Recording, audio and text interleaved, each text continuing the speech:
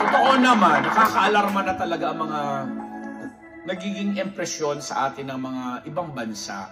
Kasi may dalawa tayong classic example na pag-uusapan ngayon na naranasan nila na dahil sa mga iskandalo, mga usapin ng flood control issue, corruption, etc. Para tuloy nagkakaroon na tayo ng mga imahe na sobrang negatibo. At classic example nga po dyan, itong naranasan ng nanay ni Gretchen Ho. Si Gretchen Ho, isa sa mga kilalang sports news anchors natin sa bansa mula sa TV5, Kapatid Network. Although si Gretchen Ho, nakasama ko din niya sa panandalian sa ABS-CBN, no? Yung nanay niya, sa Norway, nagpunta sa Oslo, Norway. Tapos, nagpapapalit yata ng US dollars. Doon, makinig ka, nagpapapalit ng US dollars. Kasi syempre, turista doon, dadayo. But, unfortunately, doon sa pinuntahan nilang parang foreign exchange center, ang tawag dito, parang dininay sila na napalitan yung kanilang mga US dollars into euro bang doon sa bansang Norway. But anyway, hindi nga pinapalitan dahil nga daw sa issue na ang Philippines ay nandoon sa tinatawag nilang gray list. Yung gray list pong yun na sinasabi, parang may kinalaman sa money laundering kasi nga dahil nga sa issue ng corruption, may mga bansa talagang medyo sensitive na nasasangkot sila or madadamay sila sa mga yung nagdadala ng mga kaukulang halaga, malaking pera, tapos inilalabas ng bansa, yun. So nandoon sa listahan na yun, yung Philippines. But ito na nga po, upon checking, ang ginawa ni Gretchen yata, parang yung ambassador natin doon sa Norway, klinaro na since February 2025 pa, lifted na yung bansang Pilipinas sa listahan na tinatawag, yung gray list nilang tinatawag. At naklaro nga na parang may technical lang dahil may technical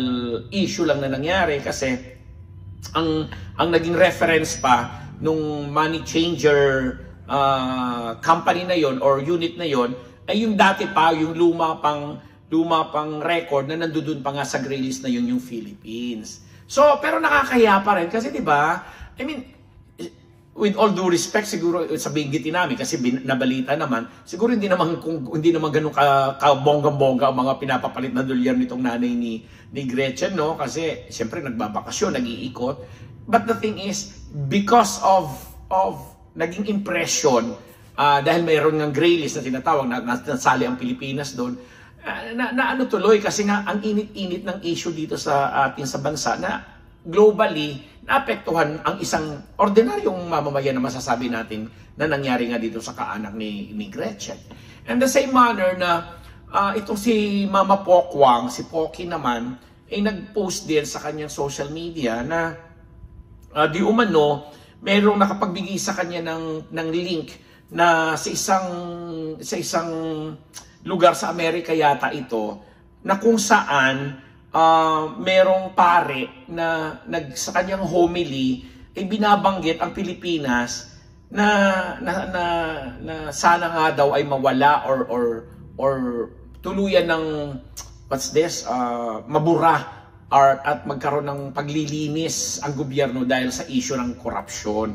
May ganun na sobrang ikinalungkot ni Pokwang kasi sabi niya, imaginein mo kahit sa ibang bansa, kahit sa homily ng mga supposedly religious practices or tradisyon, nababanggit ang Pilipinas hindi sa pagkakaroon ng kagandahan or kabutihang asal, kundi sa negatibong aspeto, which is yun na nga, na sinasabing corrupt ang mga leader ng bansang ito, ng Pilipinas.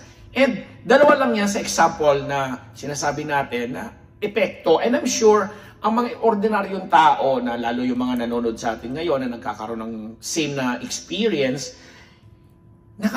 parang feeling mo tuloy, hindi nakaka-proud na maging isang Pinoy. Although recently lang, di ba, past 2-3 weeks ago, sunod-sunod yung pagkakaroon ng mga pagrarampa natin ng mga magagaling na mga Pilipino mula sa rampahan ng mga contest, beauty contest, male contest, singing contest, mga sa sports, etc. na nagmamarka talaga yung Philippines or Filipinos. Pero pag may mga ganito rin, parang manliliit tayo or panghihinaan ka ng loob na parang bakit nga ba ganito? Yung ibang bansa o ibang nationalities pa ang nagbibigay sa atin ng ganitong klaseng description or ganitong nagbibigay sa atin ng mga ganitong karanasan na alam mo, wala ka namang kinalaman kundi ikaw ay naging Pilipino lamang, hindi ba?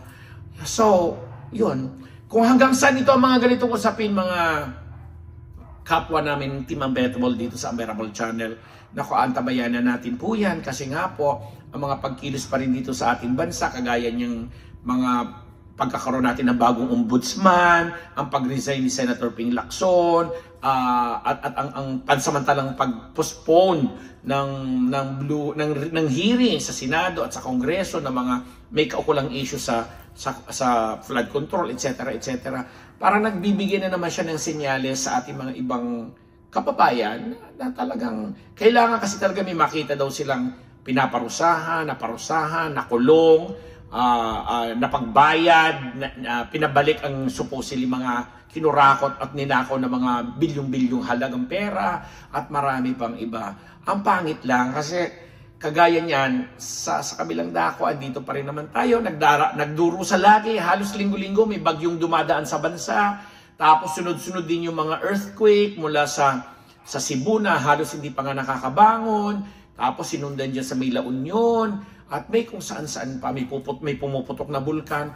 Naku, talagang siguro ito ay mga wake-up call na sa ating lahat na mas maging, alam mo, hindi naman natin sinisisi lang yung mga leader, kasi nasa atin na rin mismo kasi minsan yung pagkukulang, hindi na lang pagkakamali, hindi yung pagkukulang para pansinin at para talagang usigin natin ang mga dapat nating inuusig.